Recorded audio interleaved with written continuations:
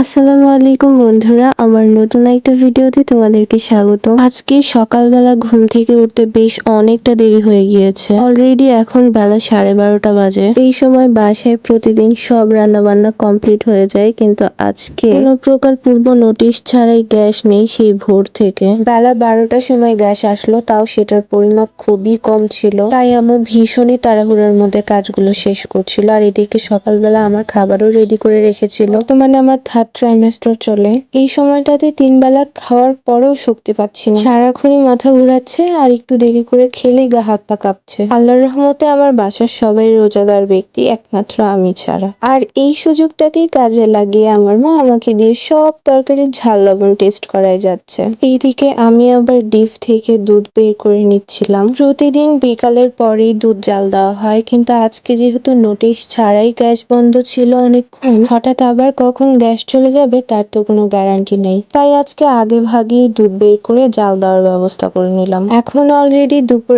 1টা বাজতে চলেছে, আর এদিকে আমার ঘরের এই অবস্থা। অন্যদিন তো আরো তাড়াতাড়ি উঠে পড়ি আর আম্মু বিছানা গুছিয়ে দেয়। আজকে যেহেতু অনেক দেরি করে উঠেছি, আম্মু রান্নার কাজ নিয়ে ব্যস্ত হয়ে গিয়েছিল, তাই ভাবলাম কষ্ট করে না হয় আজকে আমার ঘরটা আমি পরিষ্কার করে ফেলি। আমি ইদানিং এত বেশি হাঁপায় যাই, অল্প একটুতেই কোনো কাজই করতে পারি না। এই এক বিছানা গুছাতে গিয়ে যে কি পরিমাণে হাঁপিয়ে গিয়েছিলাম বলে বোঝানো যাবে না। এই এক বিছানা গুছাতে গিয়ে আমার শ্বাসকষ্টের মতো উঠে গিয়েছিল। পরে অবশ্য ভীষণ বকা খেয়েছিলাম আম্মুর কাছে। বলছে, কে তোকে বলেছিল বিছানা গুছাতে? আমি কাজ শেষ করে ফ্রি হয়ে গুছিয়ে দিতাম। এইসব বলেই একটু বকাবকি করছিল, আর আমি এদিকে হাঁপায় গিয়ে শুয়ে পড়ে বড় বড় শ্বাস নিচ্ছি আর আম্মুর বকা খাচ্ছি। বেশ কিছুক্ষণ শুয়ে থেকে উঠে ভাবলাম যে আমার ড্রেসিং টেবিলটা কয়েকদিন ধরে এরকম ভাবে অগোছালোই পড়ে আছে, আর একদিন যদি জিনিসপত্র একটু মোছা না হয় তাহলে যে কি পরিমাণে ধুলা পড়ে তোমরা তো দেখতেই পাচ্ছ। আর আমার বাসার পিছনে হচ্ছে ট্রেন লাইন, তাও ডাবল লাইন।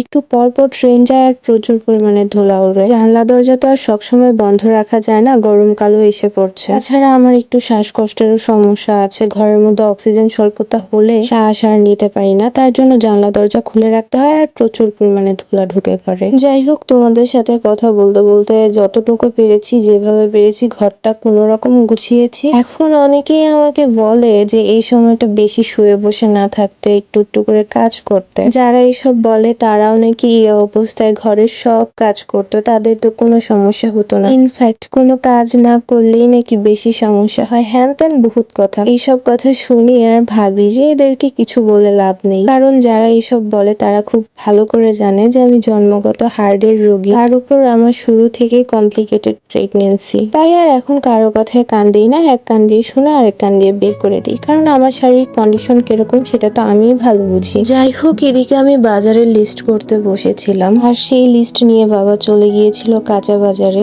আর 2 ঘন্টার মতো ছিল ইফতারের টাইম, আর এই সময় বাবা বাজারে গিয়ে যতটুকু পেরেছে জলদি করে বাজার করে বাসায় চলে এসেছে। এইদিকে কাঁচা বাজারের সাথে সামান্য কিছু ফল ফ্রুটও নিয়ে এসেছে। অল্প করে ফল নিয়ে এসেছে, কারণ বেশি দিন ফল রাখলে বাসায় নষ্ট হয়ে যায়। তাছাড়া দোকানের ফলগুলোও তো স্টোরেজ করে রাখে, তার জন্য অল্প করেই ফল আনা হয় যাতে 7 দিনের মধ্যেই শেষ হয়ে যায়। ফল ফ্রুটের সাথে আব্বু আবার জিলাপি নিয়ে আসছিল। ইফতারিতে মুড়ি মাখার সাথে জিলাপি না হইলে আমার কেন জানি মনে হয় ইফতারিটাই অসম্পূর্ণ থেকে গেল। মুড়ি মাখার সাথে আমার জিলাপি খেতে ভীষণই ভালো লাগে। অনেকে আবার এটা পছন্দ করে না, যার যার পার্সোনাল চয়েস আর কি। এইদিকে উপরতলার দাদু আবার ইফতার বানাই দিয়ে গেছে। ভাই, ইফতার দেখে আমি শিহরিত, বাট মুরব্বী মানুষ যা পারছে বানাইছে, ভালোবেসে দিয়ে গেছে, এটাই আলহামদুলিল্লাহ। হোক, ইফতারের সময় হয়ে গেছিল আর সবাই ইফতার প্লেটে নিয়ে বসেছিলাম আজানের অপেক্ষায়। আমার আম্মু আবার টক দই দিয়ে ফল ফ্রুট খায় ইফতারে, কারণ ইফতারে ভাজা পোড়া একদমই খেতে পারে না, আম্মুর বুক জ্বলে। এছাড়াও আম্মু ভাজা পোড়া একদমই পছন্দ করে না। যাই হোক, আজকে আর ভিডিওটা বাড়াবো না, এখন আর মাত্র 20 মিনিট বাকি ছিল আজান দেওয়া। ইফতারের আগে আজকে এখানেই বিদায় নিচ্ছি। দেখা হবে নেক্সট কোনো ভিডিওতে। আমার ভিডিওটা যদি তোমাদের একটুও ভালো লেগে থাকে তাহলে প্লিজ আমার ভিডিওতে